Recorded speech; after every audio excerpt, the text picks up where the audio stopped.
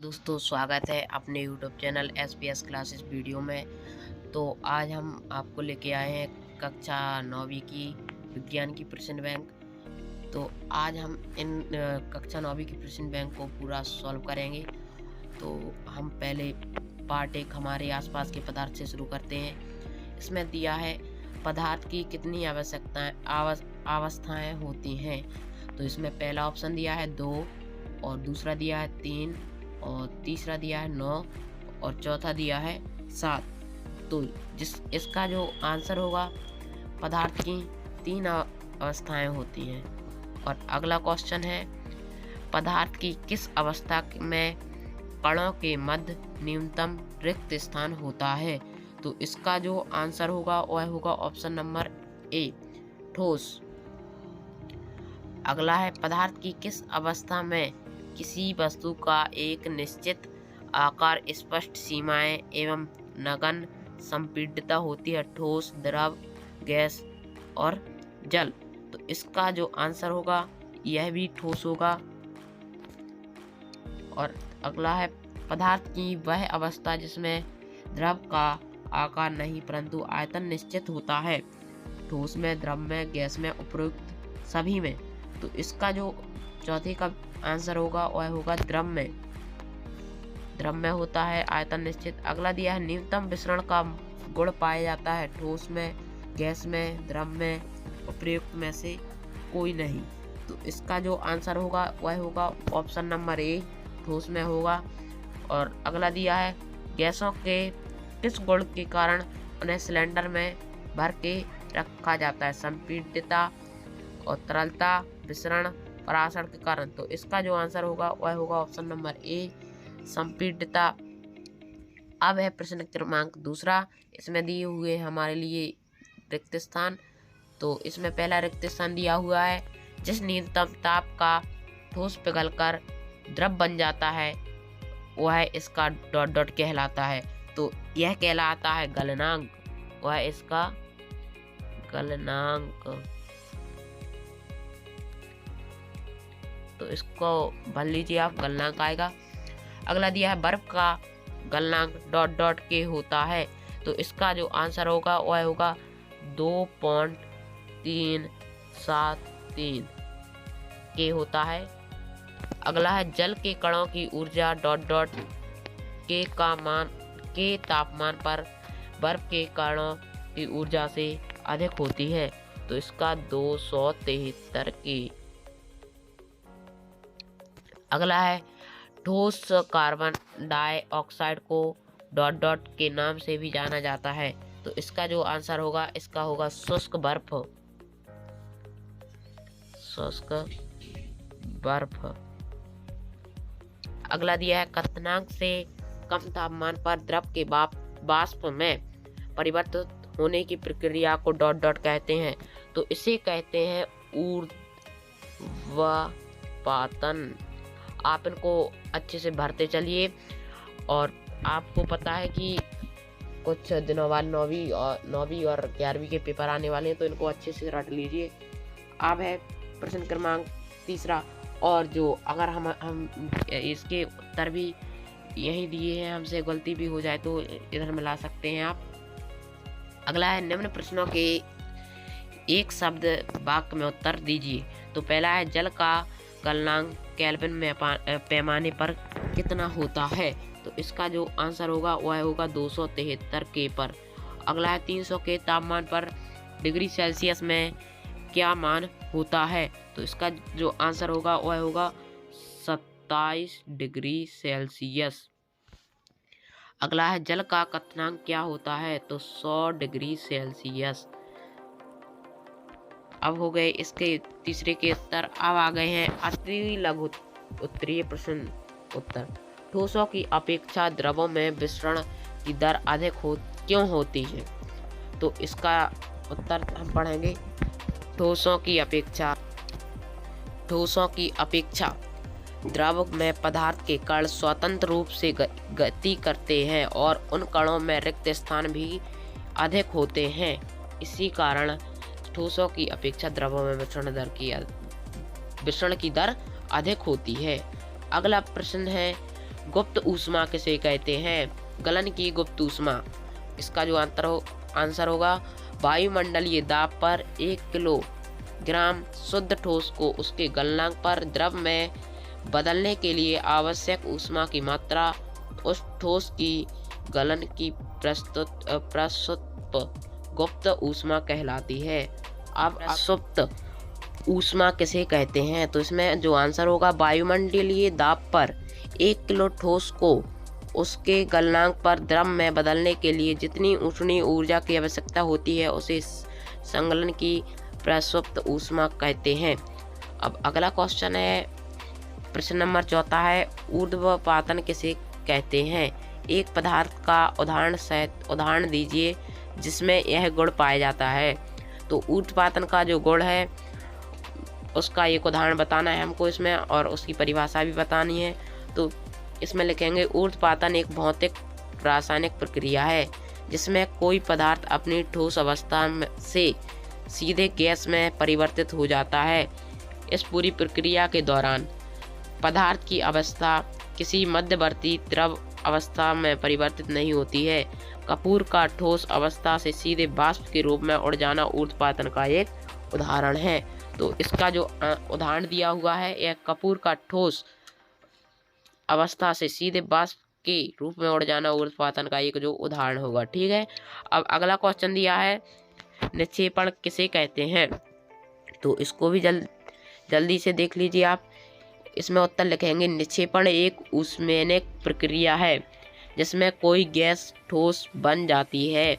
इसकी उल्टी प्रक्रिया को ऊर्ध्वपातन कहते हैं। जो हमने पहले क्वेश्चन में पढ़ रखा है इसके पूर्व वाले में, तो इसकी जो निक्षेपण की उल्टी प्रक्रिया होती है इसे हम ऊर्ध्वपातन कहते हैं। अगला है, शुष्क बर्फ किसे कहते हैं और क्यों? उत्तर आएगा, कार्बन डाइऑक्साइड पर दाब बढ़ाया जाता है। उच्च दाब पर यह संपीड़ित होकर ठोस में बदल जाती है। इसे ठोस कार्बन डाइऑक्साइड कहते हैं। जब ठोस कार्बन डाइऑक्साइड को सामान्य वायुमंडलीय दाब पर रखा जाता है तो यह बिना द्रव में बदले सीधे गैस में बदल जाती है। इसलिए इसे शुष्क बर्फ या इंग्लिश में हम इसको लिखते हैं ड्राई आइस कहते हैं। प्रशीतलन के लिए शुष्क बर्फ की तरह उपयोग किया जाता है। अब आ गया है अध्याय नंबर हमारा 2। तो उसमें दिया हुआ है, अध्याय का नाम है क्या हमारे आसपास के पदार्थ शुद्ध हैं? तो इसमें पहला जो सही विकल्प दिया है इसमें दिया है 2 या 2 से अधिक पदार्थों का समांगी मिश्रण क्या कहलाता है? तो इसका जो आंसर होगा वह होगा विलयन, और दूसरा यौगिक और तीसरा विलायक। तो इसका जो आंसर होगा वह होगा सही विलयन। अब है सही विकल्प दूसरा है, विलयन का वह घटक जिसकी मात्रा दूसरे से अधिक होती है और जो दूसरे घटक को विलयन में मिलाता है उसे कहते हैं। तो पहला दिया है ऑप्शन नंबर विलयन, दूसरा विलायक, तीसरा विलेय और उपयुक्त में से कोई नहीं। तो इसका जो आंसर होगा वह होगा ऑप्शन नंबर बी वाला विलायक। इसका सही आंसर विलायक है। अगला दिया है टिंकचर आयोडीन के विलयन में विलेय है। पहला ऑप्शन दिया है एल्कोहल, दूसरा दिया है आयोडीन, जाल, उपरोक्त सभी। तो इसका जो आंसर होगा वह होगा ऑप्शन नंबर बी आयोडीन। अगला दिया है सोडा जल विलयन में विलेय है। पहला ऑप्शन दिया है CO2, दूसरा दिया है H2O, तीसरा एल्कोहल और डी वाला O2। तो इसका जो आंसर होगा वह होगा CO2 है जो सोडा जल में विलेय होता है। और अगला दिया है वायु एक विलयन है। गैस में द्रव का गैस में और द्रव का हवा में। तो इसका जो आंसर होगा वह होगा गैस में गैस का।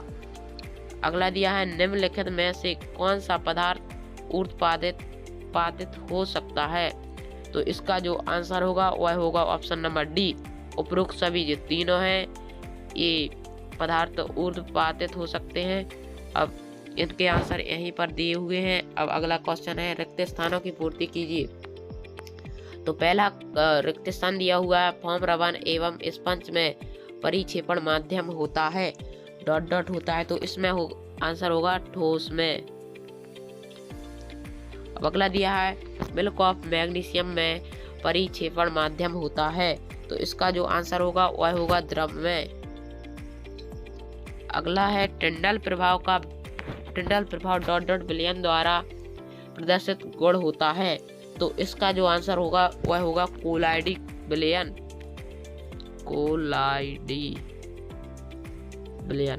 अगला है दो घुलनशील द्रवों के मिश्रण को डॉट डॉट विधि से पृथक किया जाता है, तो इसका होगा आसवन विधि है, तो इससे पृथक किया जाता है।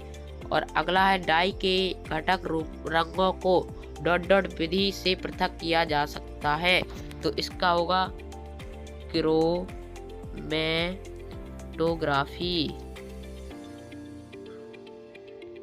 अब है प्रश्न क्रमांक तीसरा, एक शब्द में उत्तर दीजिए। तो इसमें दिया हुआ है मिश्र धातु पीतल के घटकों के नाम, तो इसमें पीतल के घटकों के नाम आ जाएंगे जिंक एवं कॉपर। इसका जो आंसर होगा अब है प्रश्न क्रमांक दूसरा, कुहासा बादल एवं कुहासा में परिक्षेपण माध्यम क्या होता है, तो इसका जो आंसर होगा वह होगा गैस। अगला दिया है सेविंग क्रीम में परिक्षेपण माध्यम क्या होता है, तो इसका जो आंसर होगा वह होगा द्रव। अगला दिया है दूध एवं फेस क्रीम में परीक्षित अवस्था क्या होती है, तो इसका भी द्रव होगा। अगला है जेली एवं पनीर में परिक्षिप्त अवस्था क्या होती है, तो इसका जो होगा इसका भी द्रव होगा। जेली और पनीर में परिक्षिप्त अवस्था द्रव में होती है। अगला है मक्खन में परिक्षेपण अवस्था क्या होती है, तो इसका आंसर होगा ठोस।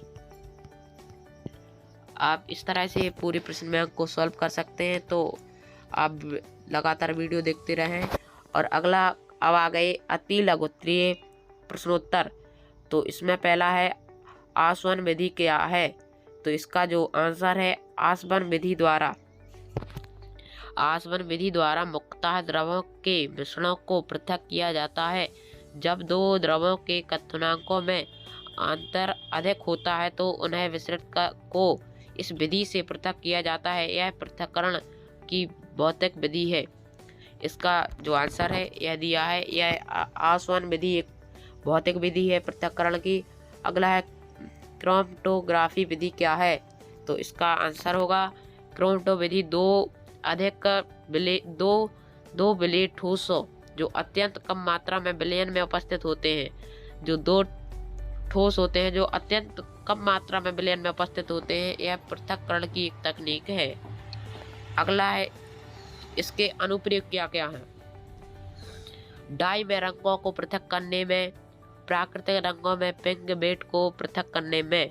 अगला है प्रभाजी आसवन किसे कहते हैं, तो इसमें आंसर होगा प्रभाजी आसवन एक औद्योगिक प्रक्रिया है जिसके द्वारा किसी मिश्रण के अवयवों को अलग किया जाता है।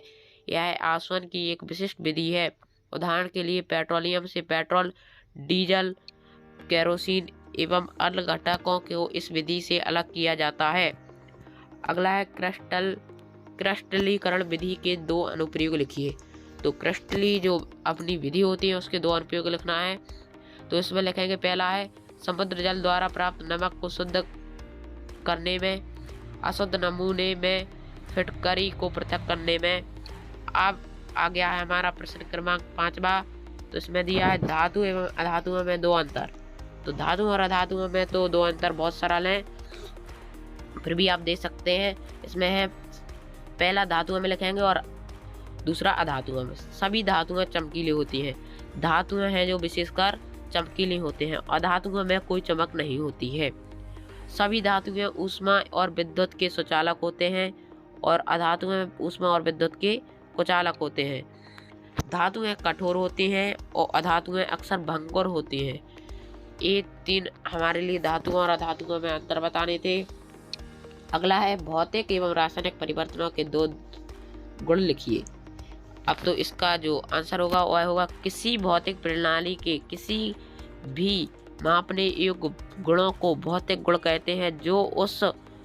जो उस प्रणाली की भौतिक अवस्था का सूचक है। इसके विपरीत वे गुण जो यह बताते हैं कि कोई वस्तु किसी रासायनिक अभिक्रिया में कैसा व्यवहार करती है, वह रासायनिक गुण कहलाती है। अगला है उपधातु क्या है। एक उपधातु का नाम लिखिए। वे तत्व जिनमें धातु तथा अधातु दोनों के गुण पाए जाते हैं उन्हें उपधातु कहते हैं, जैसे बोरॉन और सिलिकॉन। बोरॉन और सिलिकॉन के दो उदाहरण हैं उपधातुओं के। अगला है तत्व एवं यौगिक में क्या अंतर है। तत्व एवं यौगिक, जब कोई रासायनिक पदार्थ एक ही प्रकार के परमाणुओं से मिलकर बनता है तो ऐसे पदार्थ को तत्व कहा जाता है। और यौगिक वह रासायनिक पदार्थ जो अलग अलग प्रकार के तत्वों के परमाणुओं से मिलकर बनता है, उसे यौगिक कहते हैं। तत्वों के चिन्ह या प्रतीक के द्वारा प्रदर्शित किया जा सकता है। इन्हें यौगिक कोण के रासायनिक सूत्रों के द्वारा प्रदर्शित किया जा सकता है। अब है प्रश्न क्रमांक अगला प्रश्न है हमारा, मिश्रण और यौगिक में अंतर लिखिए। तो इसमें मिश्रण और यौगिक में हमारे लिए अंतर लिखना है। तो यौगिक और मिश्रण, पहले लिखेंगे यौगिक और फिर लिखेंगे मिश्रण। यौगिक में उपस्थित परमाणु एक निश्चित संख्या में संयोग करते हैं। मिश्रण किन्हीं दो पदार्थों पर किसी भी अनुपात में मिलने से बनता है। और इसमें दूसरा पॉइंट होगा, इसका रासायनिक संगठन निश्चित होता है और इसका अनिश्चित होता है।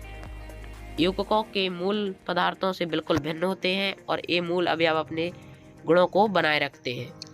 अब अगला 10वां प्रश्न है, जो मिश्र धातु किसे कहते हैं। एक मिश्र धातु का नाम लिखिए।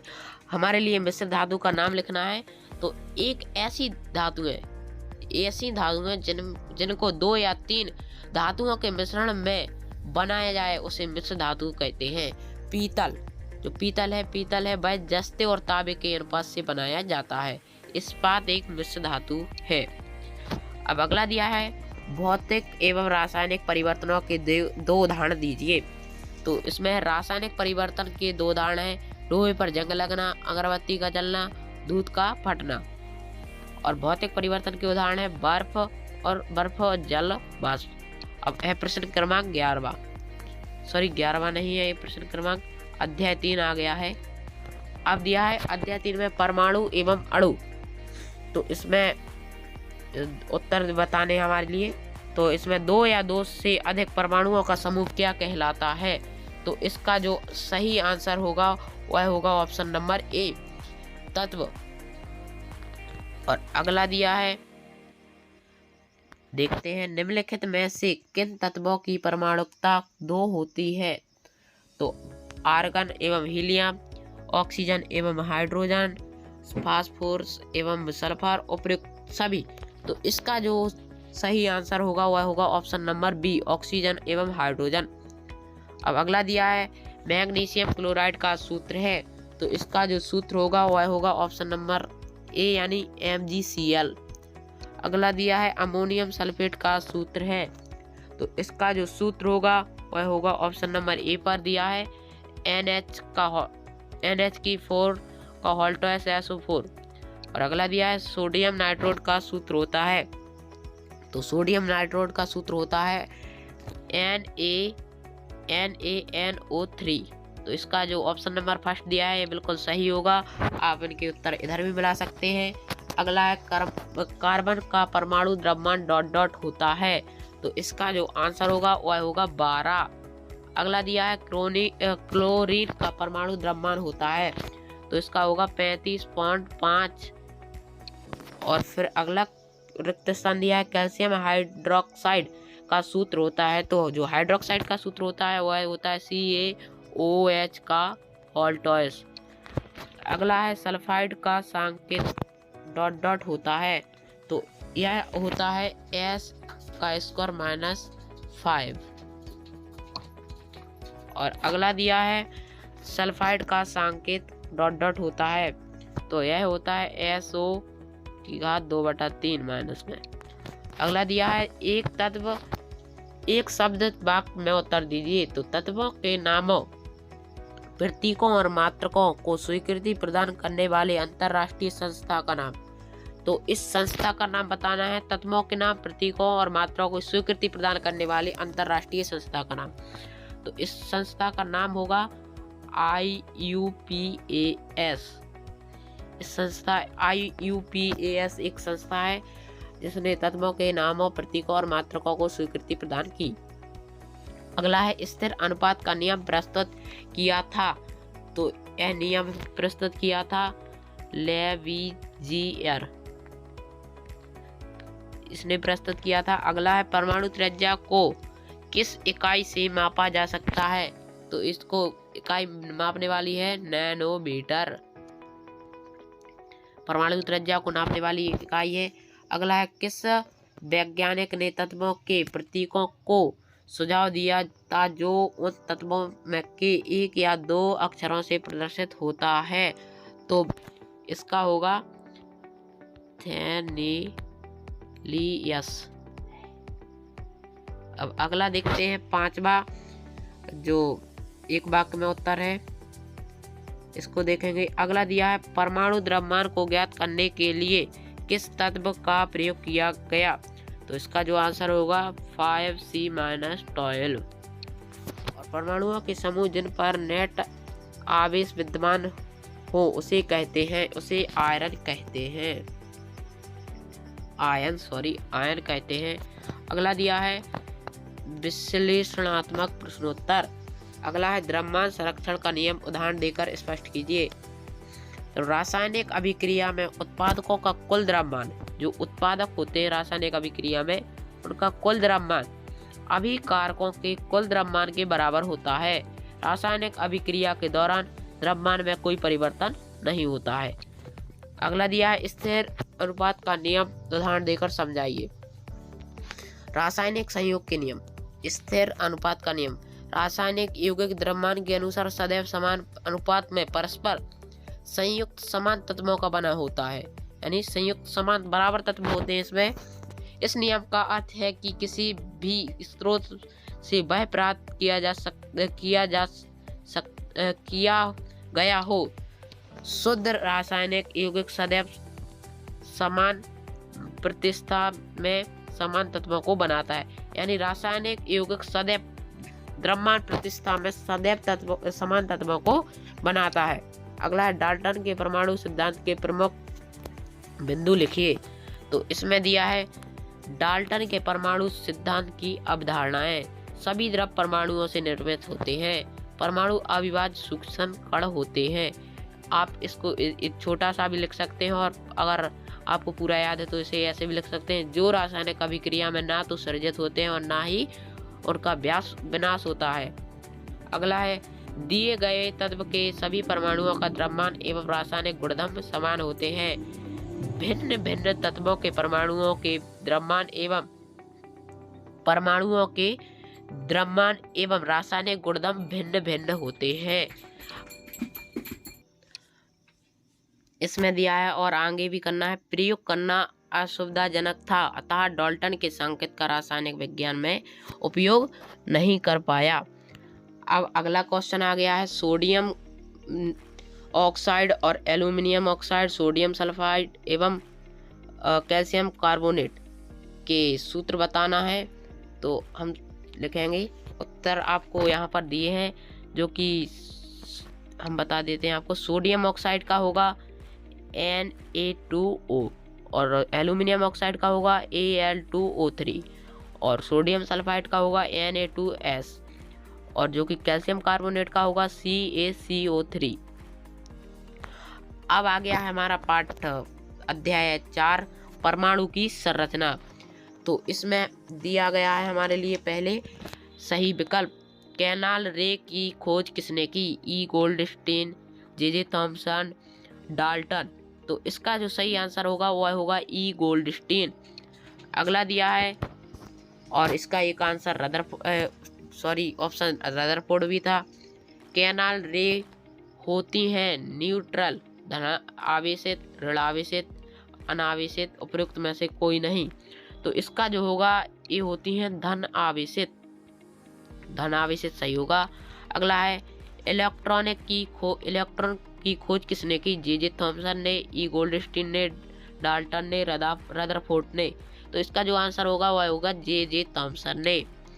अगला है अल्फा कण होते हैं अवशेषित हाइड्रोजन, द्विआवेशित हीलियम, दो आवेशित ऑक्सीजन, आवंधित बीटा किरण। तो इसका जो आंसर होगा वह होगा बी ऑप्शन नंबर द्विआवेशित हीलियम। अब है प्रश्न क्रमांक 5वां, इसी का किसी परमाणु का केंद्रक होता है धनावेशित, ऋणावेशित, अनावेशित, उपयुक्त में से कोई नहीं। तो इसका जो आंसर होगा वह होगा ऑप्शन नंबर 1 धन आवेशित।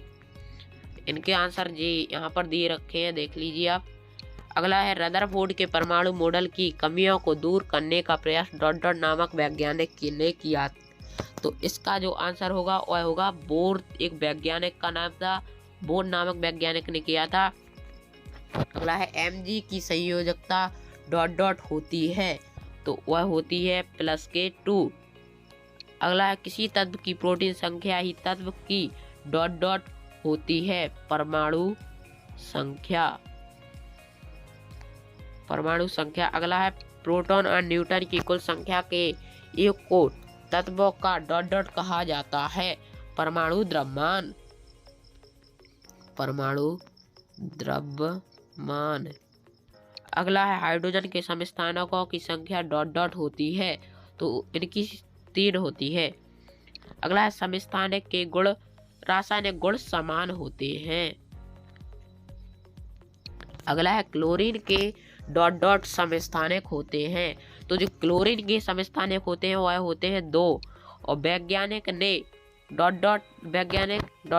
यह प्रस्तावित किया था कि इलेक्ट्रॉनिक धनात्मक गोले धसे होते हैं, तो ये किया था जे थॉमसन ने। अगला है अल्फा कणों का प्रकीर्णन प्रयोग ... की खोज हुई, तो इसका होगा नाभिक थॉमसन।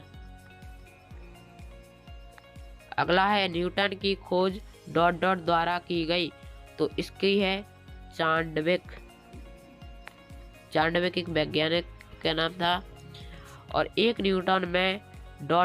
आवेशित होता है, तो इसका होगा 0 आवेशित होता है।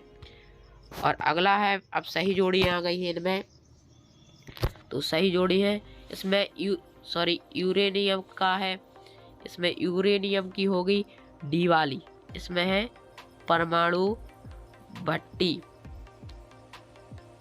भट्टी। दूसरी हो गई कोबाल्ट की होगी, वह होगी कैंसर का उपचार है, जो कोबाल्ट है वह कैंसर का उपचार है। अगला है घेंगा रोग, तो घेंगा रोग है जो वो आयोडीन है, कैल्शियम एवं आर्गन, तो कैल्शियम आर्गन है संभारक। और प्रोटियम एवं ड्यूटेरियम, तो ये है समस्थानिक। अब है प्रश्न क्रमांक को बताता हूँ। अब है क्वेश्चन आंसर आ गए हैं अति लघुत्तरीय प्रश्नोत्तर। तो इसमें है थॉमसन का परमाणु मॉडल लिखिए। जे थॉमसन के परमाणु मॉडल के अनुसार परमाणु एक धनावेश गोला है जिसका निर्माण प्रोटॉनों से मिलकर होता है और ऋणावेश युक्त इलेक्ट्रॉन इस धनात्मक गोले में बिना किसी विशिष्ट विन्यास के बिखरे होते हैं। थॉमसन के परमाणु मॉडल की संरचना तरबूजे के समान दिखाई देती है। इसे प्लम पुडिंग मॉडल के नाम से भी जाना जाता है। जो थॉमसन का परमाणु मॉडल है इसे प्लम पुडिंग मॉडल के नाम से भी जाना जाता है।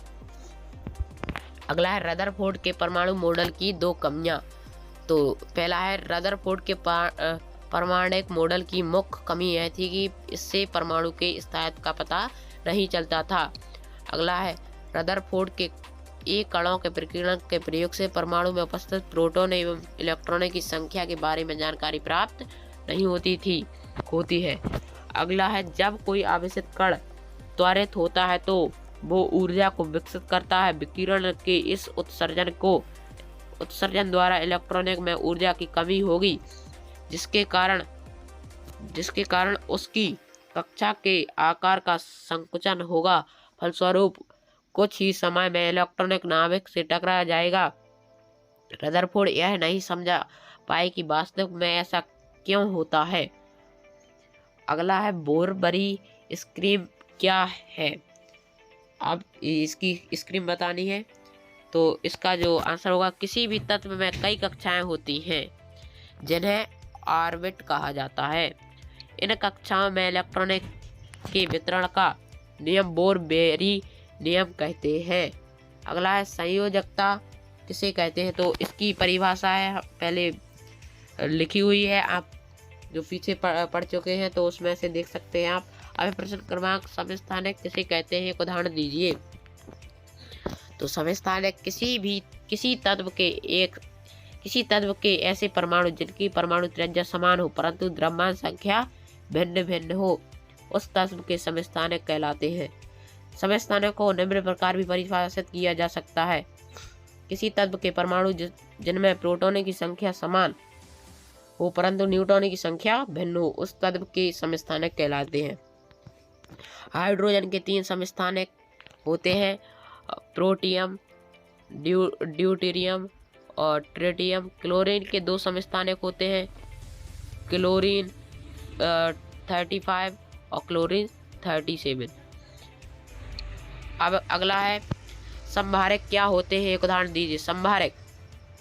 संभारक तत्वों के ऐसे परमाणु जिनकी द्रव्यमान संख्या तो एक हो परंतु परमाणु संख्या भिन्न हो, उन तत्वों के संभारक परमाणु कहलाते हैं। उदाहरण के लिए दिए हैं कैल्शियम और आर्गन। समस्थानिक के कुछ उपयोग, यूरेनियम का एक समस्थानिक परमाणु रिएक्टर में ईंधन के रूप में प्रयोग किया जाता है।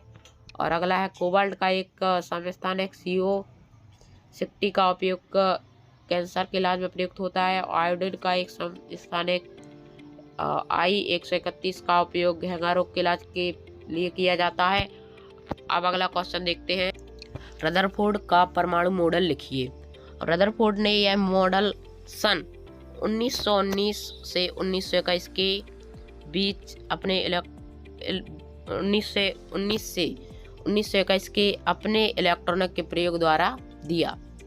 इस मॉडल ने परमाणु के भीतर धनावेशित भाग होने की बात बताई।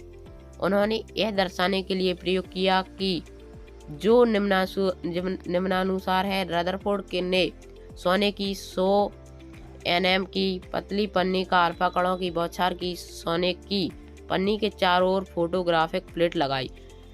जो पन्नी के आणविक कणों की बौछार सोने की पन्नी के चारों ओर फोटोग्राफिक प्लेट लगाई। सोने की जो पन्नी थी उसके चारों ओर फोटोग्राफिक प्लेट लगाई। प्रतिदीप्त पदार्थ से लेपित थी वह जब उन्होंने सोने की पन्नी पर अल्फा कणों की बौछार की तो निम्न परिणाम प्राप्त हुए। इसमें अधिकांश अल्फा कण सोने की पन्नी से बिना विक्षेपित हुए निकल आए। जो कुछ अल्फा कण थे वह सोने की पन्नी से बिना विक्षेपित हुए निकल आए। बहुत ही थोड़े कण वापस उसी पथ से लौट आए। अल्फा कण का कम अंश बहुत कम कोण से विक्षेपित हुआ। तो ये था रदरफोर्ड का परमाणु मॉडल।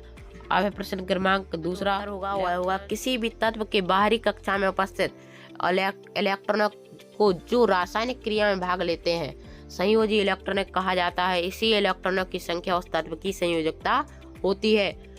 अब इसके जो पॉइंट है तो इसमें दिया है मैग्नीशियम का परमाणु संख्या 12 है। जो मैग्नीशियम है उसकी परमाणु संख्या 12 है और इसका इलेक्ट्रॉनिक विन्यास 2,8,2 है। मैग्नीशियम के 72 कोष में इलेक्ट्रॉनों की संख्या 2 है, अतः मैग्नीशियम का संयोजी इलेक्ट्रॉनिक 2 है, अतः मैग्नीशियम की संयोजकता 2 है। जो मैग्नीशियम की संयोजकता है वह होगी 2। अब अगला है एल्यूमिनियम का परमाणु की परमाणु संख्या 13 है। जो एल्यूमिनियम है उसकी परमाणु संख्या 13 है और इसका इलेक्ट्रॉनिक विन्यास 2,8,3 अतः Ai की संयोजकता 3 है। अब है प्रश्न क्रमांक 4 परमाणु संख्या एवं द्रव्यमान संख्या क्या है व्यक्त करें। तो इसमें दिया है द्रव्यमान संख्या, पहले लिखेंगे कि किसी परमाणु में उपस्थित प्रोटॉनों एवं न्यूट्रॉन की संख्या के योग को द्रव्यमान और आगे दिया रखा है, तो इसको देखेंगे। योग को द्रव्यमान संख्या अथवा परमाणु भार कहते हैं। इसे ए से प्रदर्शित करते हैं। आप इसे देख सकते हैं, हमने अपने मन से सुना दी है इसको। अब अगला है परमाणु संख्या। किसी परमाणु में उपस्थित प्रोटॉनों की संख्या को परमाणु संख्या या परमाणु क्रमांक कहते हैं। इसे टी से प्रदर्शित करते हैं। अब दिया है समस्थानिक एवं समभारिक तत्वों में अंतर लिखिए। तो इसमें जो अंतर लिखना है, ये अंतर हम बताते हैं। पहले समभारिक में लिखेंगे, तो समस्थानिक में लिखेंगे। इसमें परमाणु क्रमांक समान होता है। एक पॉइंट आप इधर से इधर बना सकते हैं, आपको अगर याद नहीं होते हैं तो। इसमें परमाणु क्रमांक समान होता है, एक ये वाला पॉइंट हो गया। फिर इसमें लिखेंगे इसमें परमाणु क्रमांक अलग अलग होता है। फिर लिखेंगे इसमें परमाणु भार अलग अलग होता है। दूसरा होगा इसमें परमाणु भार समान होते हैं। फिर लिखेंगे तीसरा पॉइंट, इन तत्वों के रासायनिक गुण समान होते हैं और इन तत्वों के रासायनिक गुण अलग अलग होते हैं। इसमें प्रोटॉनों की संख्या बराबर होती है और इसमें प्रोटॉनों की संख्या बराबर नहीं होती है। आवर्त सारणी में एक ही स्थान मिलता है और इसमें लिखेंगे आवर्त सारणी में अलग अलग स्थान मिलता है। अब प्रश्न क्रमांक 6 दिया है समस्थानिक के 3 अनुप्रयोग। जो समस्थानिक के अनुप्रयोग है वह है यूरेनियम के एक समस्थानिक उपयोग परमाणु भट्टी के में ईंधन के रूप में किया जाता है। और नंबर दूसरा, कैंसर के उपचार में कोबाल्ट के समस्थानिक का उपयोग किया जाता है। तीसरा, घेंघा रोग के इलाज में आयोडीन के समस्थानिक का उपयोग किया जाता है। और जो 7वां है, ये परीक्षा की दृष्टि से नहीं है, आप इसे स्वयं कर सकते हैं। अब आता है पाठ यानी अध्याय 5, जीवन की मौलिक इकाई। वस्तुनिष्ठ प्रश्न आपको पता है, सही विकल्प दिए हैं। पहला है निम्नलिखित में से किस जीव में मात्र एक कोश का स्वयं में ही एक संपूर्ण जीव होता है। तो इसके जो ऑप्शन दिए रखे हैं, अवीवा एवं क्लेमिड, मोनास, और इसका जो सही आंसर होगा वह होगा ऑप्शन नंबर डी, यानी जो 3 दिए हैं ये तीनों होंगे। अगला है कोशिका के खोज करता है, तो इसका जो आंसर है वह होगा रॉबर्ट हुक। फिर अगला है पादप कोशिका भित्ति निर्मित होती है, तो भित्ति निर्मित होती है वह होती है सेलुलोज द्वारा। अगला है गुणसूत्र निर्मित होते हैं, तो इसमें आंसर आएगा उपरोक्त दोनों, यानी डीएनए के और प्रोटीन के। अगला है डीएनए के क्रियात्मक खंड को कहते हैं जीन, गुणसूत्र, क्रोमेटिन, उपरोक्त में से कोई नहीं। तो इसका जो आंसर होगा, इसका आंसर होगा ऑप्शन नंबर ए, जीन। अगला दिया है केंद्र कहाँ पाया जाता है, जीवाणु, उच्च पौधों में, उच्च जीवों में, उपरोक्त सभी। तो इसका जो आंसर होगा वह होता है केंद्रक जीवाणु में पाया जाता है। तो अब है प्रश्न क्रमांक 2, इसमें सही जोड़ी है, तो इसमें सही जोड़ी को हमें मिलाना है। तो इसके आंसर तो आपको देख ही रहे होंगे, हम ऐसे करके मिलाते हैं। आप कितने मिला सकते हैं इसे देखेंगे हम। तो इसको पहले का होगा PER यानी प्रोटीन का निर्माण, SER यानी वसा का निर्माण, और गाल्जी का है, इसका होगा लाइबोसोम का निर्माण। प्लास्टिक, इसका होगा प्रकाश संश्लेषण। लाइबोसोम जो बचा है आत्मघाती थैली। आप इसके उत्तर भी देख सकते हैं, देखो आपको सही दिख रहे होंगे। अगला है 3 कोशिकाओं अंगों के नाम लिखिए जिनमें स्वयं के डीएनए तथा राइबोसोम होते हैं। माइटोकॉन्ड्रिया में अपना डीएनए तथा राइबोसोम होने के कारण यह अपना कुछ प्रोटीन स्वयं बनाते हैं। यह केवल पादप कोशिकाओं में ही पाए जाते हैं, यह होते हैं जो पादप कोशिकाओं में ही पाए जाते हैं।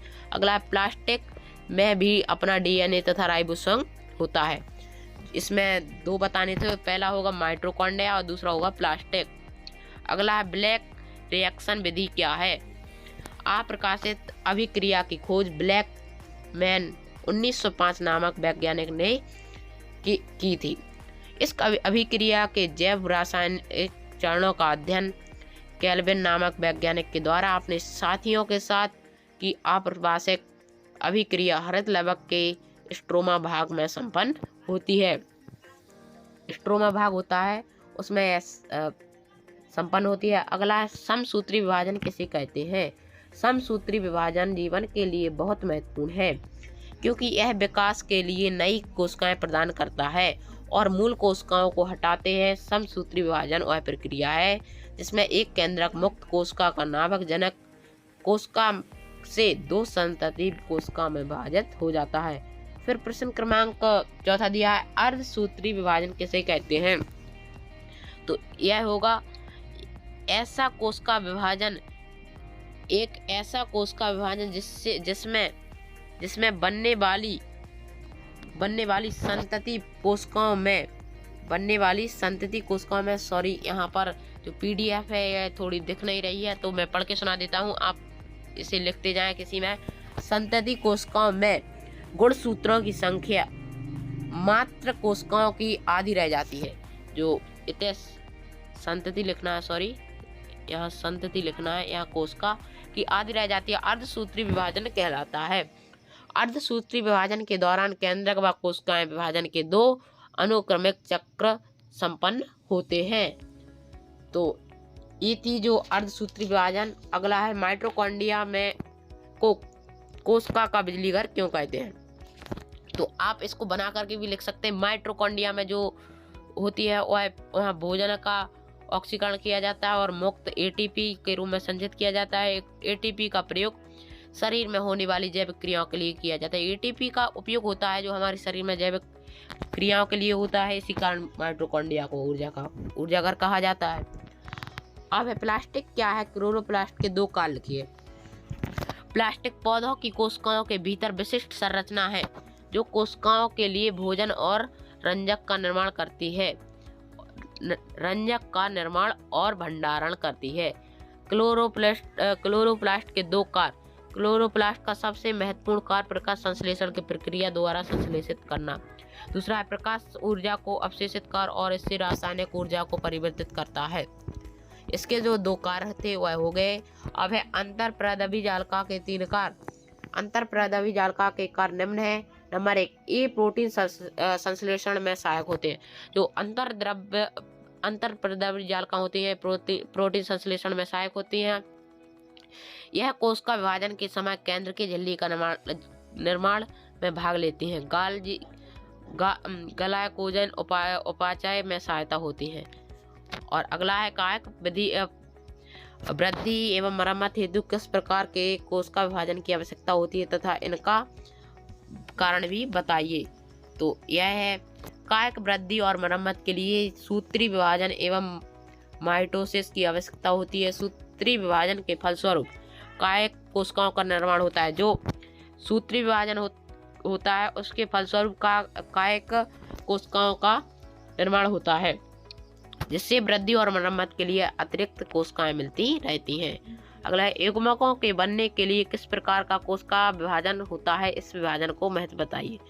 युग्मकों के बनने के लिए अर्धसूत्री विभाजन, जो कि हम पीछे पढ़ चुके हैं, अर्धसूत्री विभाजन मियोसिस होता है। अर्धसूत्री विभाजन के फलस्वरूप बनी पुत्री कोशिकाओं में क्रोमोसोम की संख्या आधी हो जाती है। बाद में जब युग्मकों के फ्यूजन में जाइगोट बनता है तो जाइगोट में क्रोमोसोम की संख्या कायक कोशिका के बराबर हो जाती है। इसलिए जाइगोट से विकसित होने वाले जीव के लक्षण अपने जनक के समान होते हैं। अब हमारा अध्याय 6वां आ गया है। इसके भी जो सही विकल्प हैं इस देखते हैं। निम्नलिखित में से कौन सा ऊतक पौधों के तनों की लंबाई में वृद्धि हेतु उत्तरदायी होता है। तो इसका जो सही आंसर होगा वह होगा ऑप्शन नंबर ए। अगला दिया है जिन मांसपेशियों को हम इच्छा अनुसार गति करा सकते हैं उन्हें कहते हैं ऐच्छिक पेशी। इसका जो सही आंसर होगा वह होगा ऐच्छिक पेशी। सॉरी, ऐच्छिक पेशी नहीं होगा, इसका उपयुक्त सभी होंगे क्योंकि ऐच्छिक पेशी भी होती है, कंकाली पेशी होती है और रेखित पेशी भी होती है। ये तीनों हैं जिन्हें हम अपनी इच्छा अनुसार कर सकते हैं, तो इनके तीनों आएंगे। और फिर अगला दिया है कार्डियक पेशी पाई जाती है, हृदय में पाई जाती है या यकृत में, आमाशय में, अग्नाशय में, तो यह हृदय में पाई जाती है। तंत्रिका ऊतक की कार्यात्मक इकाई होती है न्यूरॉन और न्यूट्रॉन ब्रैक एक्सन, तो इसका जो सही आंसर होगा वह होगा न्यूरॉन, क्योंकि तंत्रिका ऊतक की कार्यात्मक इकाई न्यूरॉन होती है। कार्डियक पेशी होती है एक केंद्रकीय, द्विकेंद्रकीय, त्रिकेंद्रकीय, बहुकेंद्रकीय, तो इसका जो आंसर होगा वह होगा ऑप्शन नंबर एक केंद्रकीय। जो कार्डियक पेशी होती है वह एक केंद्रीय होती है। अगला दिया है रिक्त स्थान।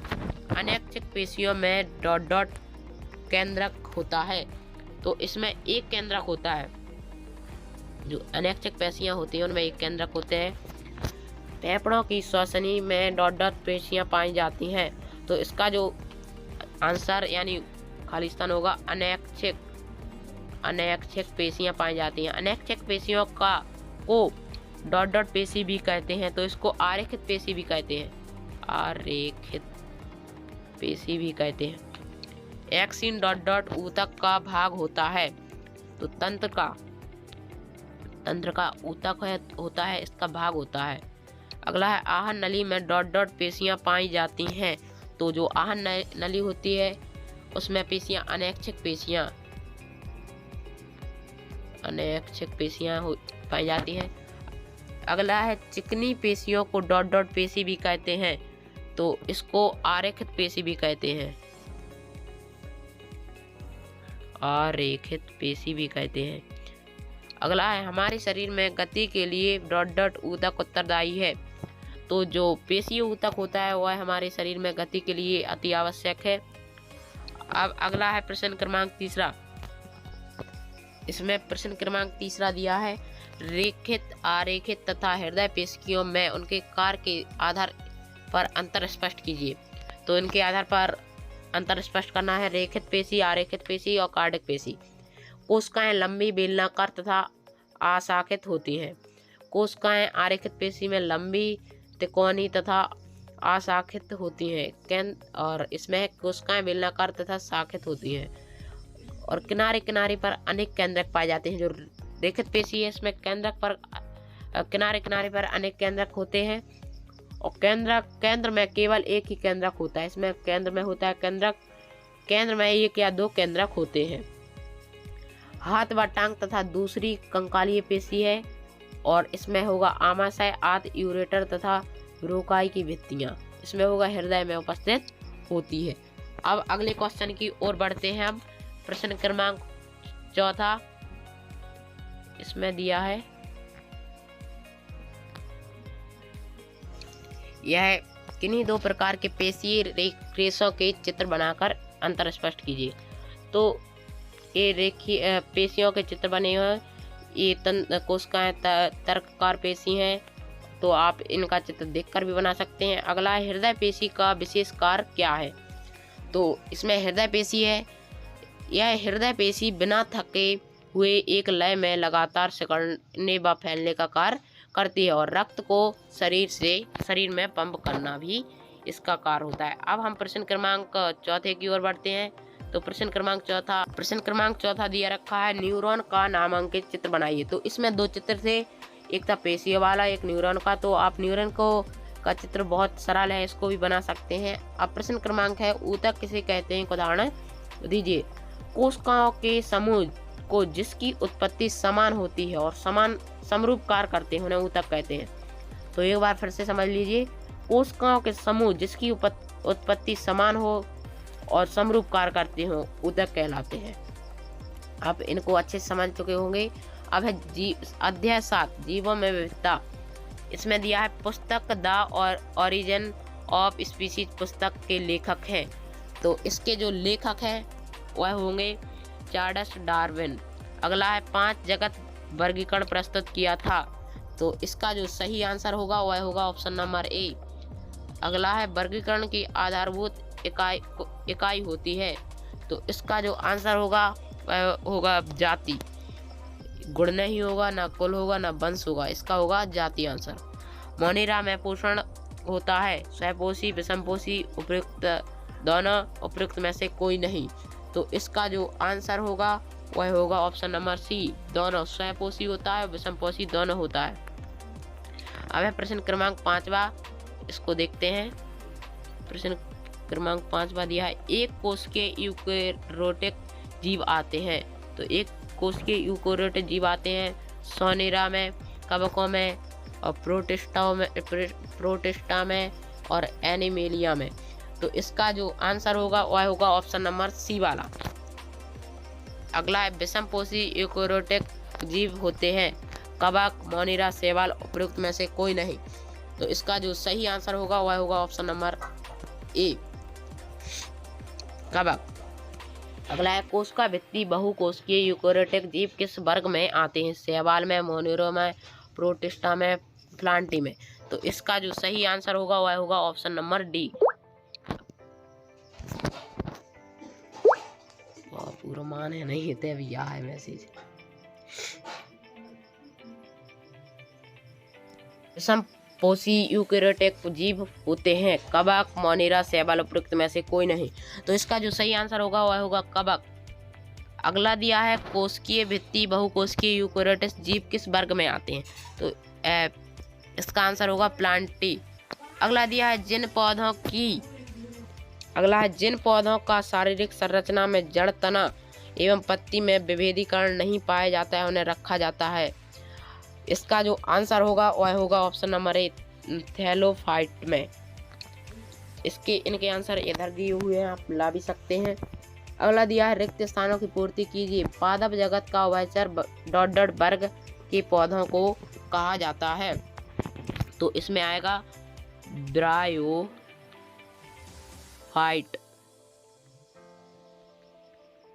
अगला दिया है पौधों में जल तथा भोजन के संवहन के लिए ऊतक होते हैं। तो इसमें होते हैं संवहन ऊतक। संवहन ऊतक होते हैं। अगला है जिम्नोस्पर्म को पौधे भी कहा जाता है। तो इसको नगम बीज, नगन बीज कहा जाता है। अगला है एंजियोस्पर्म को भी कहा जाता है। तो इसमें कहा जाता है पुष्पी। अगला है पोरेफेरा के सदस्यों को सामान्यतः भी कहा जाता है। तो इसमें स्पंज कहा जाता है, स्पंज। अगला है प्लेटीहेल्माइथेस फाइलम संघ के सदस्यों को भी कहा जाता है। तो इसमें कहा जाता है चपटाक्रमी।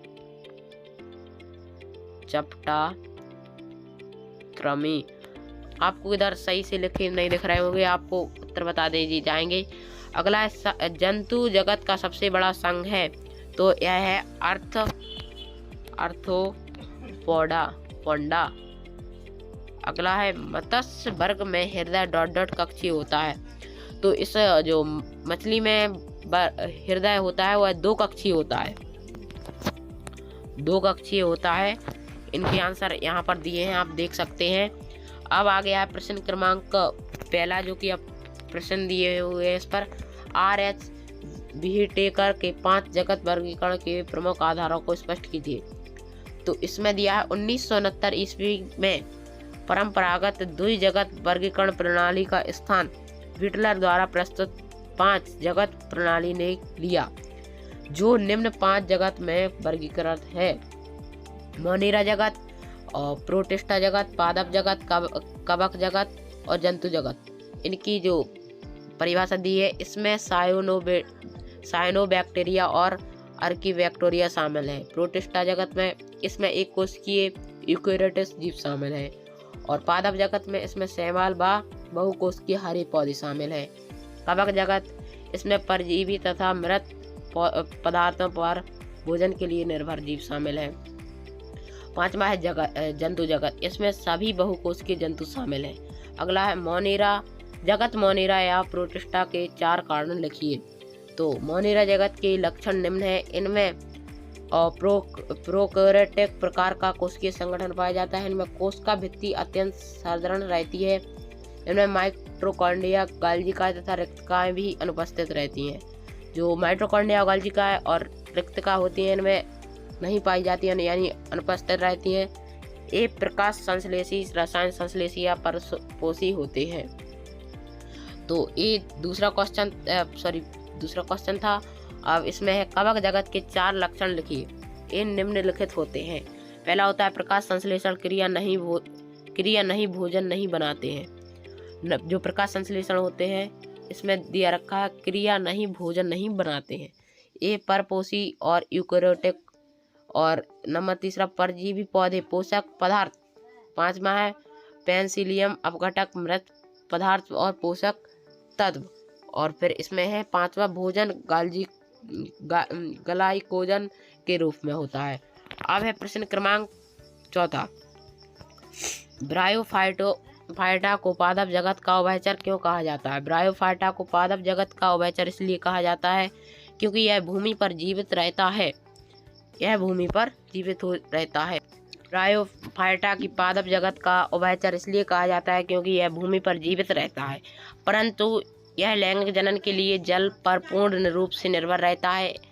आज मुख्य रूप से नम जगह या फिर छायादार पहाड़ियों पर या फिर पुरानी एवं नमी की दीवार पर पाए जाते हैं। ब्रायोफाइटा आमतौर पर पौधे एवं तनाव एवं पत्तियों से बाहर नहीं रहते। वह उनके आसपास कहीं जुड़े हुए ही रहते हैं। वह हमसे दूर कभी नहीं जा सकते क्योंकि पेड़ के पास नमी होने के कारण वह जीव इससे दूर नहीं जा सकता। पेड़ के पास नमी होती है इसलिए वह जीव इससे दूर नहीं जा सकता। अगला है संघ पोरफेरा एवं प्लेटी हेल्थ मेंस के दो लक्षण। तो इसका होगा पहला पाचन खाद्य धानियों एवं अंतःकोशिकीय में होता है, और दूसरा होता है शरीर की सकल संरचना एवं नाल प्रणाली बनाती है। इसमें 2 लिखने थे तो आप 2 कर लीजिए इनमें से याद। अगला है इसके दिए हैं जननांग विकसित होते हैं जबकि जीवन द्विपोती होता है। अब है प्रश्न क्रमांक 6। संघ एनेलिडा एवं अर्थापोडा के 2 विभेदात्मक अंतर। तो एनेलिडा और अर्थापोडा, इसके शरीर में वास्तविक कैविटी होती है और इसके सेलिमिक गुहा होती है। सेलिमिक गुहा में रुधिर नहीं होता है। ये दोनों सेम दिख रहे हैं इनमें। और तीसरा है गति के लिए पार्श्व एफेजेट होते हैं। इनके जुड़े हुए पैर होते हैं जो गति के लिए होते हैं। अब है प्रश्न क्रमांक 7। इसमें प्रश्न क्रमांक 7 है वर्ग मत्स्य एवं जल स्तरचर के 2 लक्षण लिखिए। वर्ग मत्स्य एवं जल स्तरचर के 2 लक्षण निम्न है। जल स्तरचर में ये मत्स्यों से भिन्न होते हैं क्योंकि इनमें सल्क नहीं पाए जाते। इनका हृदय त्रिकक्षीय होता है। और वर्ग मत्स्य में इनमें फिन युमित थे जो मेखलाओं से आलंबित थे। इन प्राणियों की मूंछ सामान्यतया होमो सर्कल प्रकार की होती है। अब प्रश्न क्रमांक 8 दिया है वर्गीकरण की 2 नामांकन पद्धति उदाहरण सहित स्पष्ट कीजिए। 2 नाम पद्धति जीवों के नामकरण की पद्धति है। प्रसिद्ध वैज्ञानिक लीनियस ने इसका प्रतिपादन किया। इनके अनुसार दिए गए नाम के 2 अंग हैं जो क्रमशः जीव के वंश और जाति के घोतक हैं। जैसे एलियम सेपा, यहाँ एलियम वंश को और सेपा जाति को सूचित किया गया है। अगला है उदाहरण में दिए रखे हैं मानव का वंश होमो जबकि उसका विशिष्ट नाम सैपियंस है। तो इस प्रकार मानव का द्विपद या वैज्ञानिक नाम होमो सैपियंस है। तो इसमें मानव का वंश होमो है और इसमें उसका विशिष्ट नाम सैपियंस है। तो इनको दोनों को जुड़ाकर वैज्ञानिकों ने नाम बनाया हुआ है। ये मानव के वंश और मानव से भी मैच खाते हैं। अब प्रश्न अध्याय आ गया है 8 गति। इसमें दिया है यदि कोई वस्तु समय के सापेक्ष अपनी स्थिति बदल रही है तो उसे डॉट डॉट में कहते हैं। स्थिर अवस्था में इसे स्थिर अवस्था में या गतिशील अवस्था में विस्थापित अवस्था कोई नहीं। तो इसका जो सही आंसर होगा वह होगा ऑप्शन नंबर बी, गतिशील अवस्था में। अब हम देखते हैं प्रश्न क्रमांक दूसरा। प्रति इकाई समय में चली गई दूरी को कहते हैं, सॉरी इधर थोड़ा जो PDF बनाई होगी वह थोड़ा कट गया होगा, तो इसको पढ़ लेते हैं। प्रति इकाई समय में चली गई दूरी को कहते हैं चाल, वेग, त्वरण, विस्थापन। तो इसका जो सही आंसर होगा वह होगा चाल। अब है वेग का SI मात्रक है ms square m square s। तो इसका जो सही आंसर होगा वह होगा ऑप्शन नंबर ए। तो इसको ऑप्शन नंबर ए देखते हैं। अब है प्रश्न क्रमांक दूसरा। रिक्त स्थानों की पूर्ति कीजिए। प्रति इकाई समय में हुआ विस्थापन डॉट डॉट कहलाता है। तो प्रति इकाई समय में हुआ विस्थापन तो वेग कहलाता है, इसका आंसर होगा वेग। अगला है प्रति इकाई में वेग में होने वाला परिवर्तन क्या कहलाता है। तो जो प्रति इकाई समय में वेग में परिवर्तन होता है वह त्वरण कहलाता है। अगला एक निश्चित दिशा में डॉट डॉट को वेग कहते हैं। तो चाल को, जो चाल होती है उसे हम वेग कहते हैं। क्रमांक तीसरा। आप एक वृत्ताकार मैदान के 2 चक्कर पूरे करते हैं, आपके द्वारा तय विस्थापित ज्ञात कीजिए। तो अगर मानो आप वृत्ताकार मैदान के 2 चक्कर पूरे करते हैं और आपके द्वारा तय विस्थापित ज्ञात करना है, तो इसका जो विस्थापित होगा वह होगा 0। एक वाक्य में उत्तर दिए हैं। अगला है किसी वस्तु को स्थिर अवस्था में कब कहा जाता है, यानी जो कोई वस्तु होती है उसे स्थिर अवस्था में कब कहा जाता है। तो इसका आंसर होगा जबकि समय में, आपको इधर दिखा नहीं होगा तो मैं इधर बता देता हूँ, जबकि समय के सापेक्ष उसकी गति न बदले, यानी जबकि समय के सापेक्ष उसकी गति न बदले, तब उसे क्वेश्चन दिया है वस्तु को स्थिर अवस्था में कहा जाता है। किसी वस्तु की गति अवस्था में कब कहा जाता है, तो जो गति ज्ञात करनी है उसे स्थिर अवस्था में कब कहा जाता है। तो इसका जो आंसर होगा जबकि समय के सापेक्ष उसकी गति ना बदले। उसी के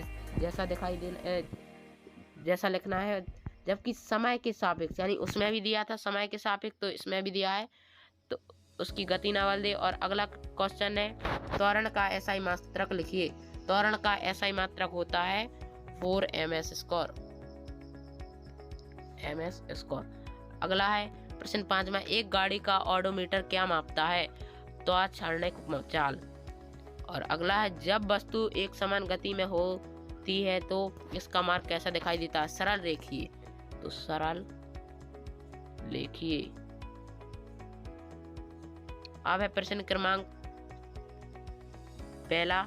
औसत चाल किसे कहते हैं। औसत चाल, रेलवे स्टेशन से एक गाड़ी प्रारंभ में चलती है तो उसकी चाल कम होती है, बाद में वह तेजी से गति से चलती है। अगला स्टेशन आने से पहले उसकी चाल कम होने लगती है और प्लेटफार्म पर पहुंचकर रुक जाती है। रेलगाड़ी की इस पूरी यात्रा के दौरान उस परिवर्तित हो रही चाल फिर भी ऐसी राशि जिसे औसत चाल कहते हैं। आप इसको यहाँ तक लिख सकते हैं और ज़्यादा बड़ा हो रहा है इसको इसी से लिख सकते हैं। और औसत चाल का जो सूत्र होता है, इसमें औसत चाल बराबर वस्तु द्वारा तय की गई दूरी यात्रा में बटा यात्रा में लगा कुल समय। इसको इतना ही लिखेंगे और बस आप इसको पूरे से याद कर लीजिए। अब है एक समान गति किसे कहते हैं। जब कोई वस्तु समान अंतराल में समान दूरी तय करती है तो उस वस्तु की गति को एक समान गति कहते हैं। पृथ्वी के चारों ओर चंद्रमा की गति एक समान गति का उदाहरण है। असमान गति है तो इसको आप स्वयं पढ़ लीजिए। और छोटी सी दी है सड़क, उदाहरण है सड़क पर चलती कार की गति असमान गति। अब है त्वरण किसे कहते हैं, इसका सूत्र एवं मात्रक बताइए। किसी वस्तु के वेग में 1 सेकंड में हुए परिवर्तन को त्वरण कहते हैं। इसे प्रदर्शित करते हैं त्वरण बराबर वेग में परिवर्तन बटा समानांतर। 5वां जो क्वेश्चन दिया है यह परीक्षा की दृष्टि से वैसे नहीं आएगा क्योंकि इतने बड़े क्वेश्चन उसमें आते नहीं हैं, तो इसको आप स्वयं पढ़ लीजिए। अब है प्रश्न क्रमांक 6वां। यदि बिजली की चमक एवं बादलों की गरज के मध्य समयांतराल 4 सेकंड हो तो बिजली गिरने की निकट बिंदु की दूरी का परिकलन कीजिए। इसमें परिकलन ज्ञात करना है तो दूरी बराबर समय गुणा चाल। दूरी हमको ज्ञात करना है और समय दिया है 304 सेकंड इंटू चाल 4 और इसको निकाल लेंगे तो 1.4 किलोमीटर। इसमें अब क्वेश्चन आ गए हैं, प्रश्न 7 में देख लीजिए, आप इनको सॉल्व कर लीजिए स्वयं। अब देखते हैं प्रश्न क्रमांक 8, चाल एवं वेग में अंतर। दूरी में परिवर्तन की दर को हम चाल कहते हैं और वेग विस्थापन परिवर्तन की दर को वेग कहते हैं। चाल एक अदिश राशि है और वेग एक सदिश राशि है। गतिमान वस्तु का चाल शून्य नहीं होता है, गतिमान वस्तु का वेग शून्य हो सकता है। दूरी में परिवर्तन से चाल में परिवर्तन होता है। वेग में परिवर्तन विस्थापन की मात्रा या दिशा परिवर्तित के कारण हो सकता है। अब है प्रश्न क्रमांक 8वां, दूरी एवं विस्थापन में अंतर लिखना है। तो आप इनको देख लीजिए और पढ़ लीजिए और अच्छे से याद कर लीजिए। आप प्रश्न क्रमांक 10वां देखते हैं। इसमें दिया है किस अवस्था में किसी वस्तु के औसत वेग का परिणाम उसकी औसत चाल के बराबर होगा। यदि वस्तु द्वारा चली गई दूरी एवं विस्थापन का परिणाम एक समान हो तो उसे औसत वेग औसत चाल के बराबर होगा। अब हम 8 अध्याय तक हमने आज पूरी की प्रश्न बैंक और अब कल हम अध्याय 9 से इसको पूरी तरह से सॉल्व करेंगे। आप हमारी वीडियो को लगातार देखते रहें, ऐसी वीडियो डालेंगे हम आपको पूरी प्रश्न बैंक सॉल्व करवाएंगे। आप हमारी वीडियो पर बने रहिए। तो अब मिलते हैं नेक्स्ट वीडियो के साथ।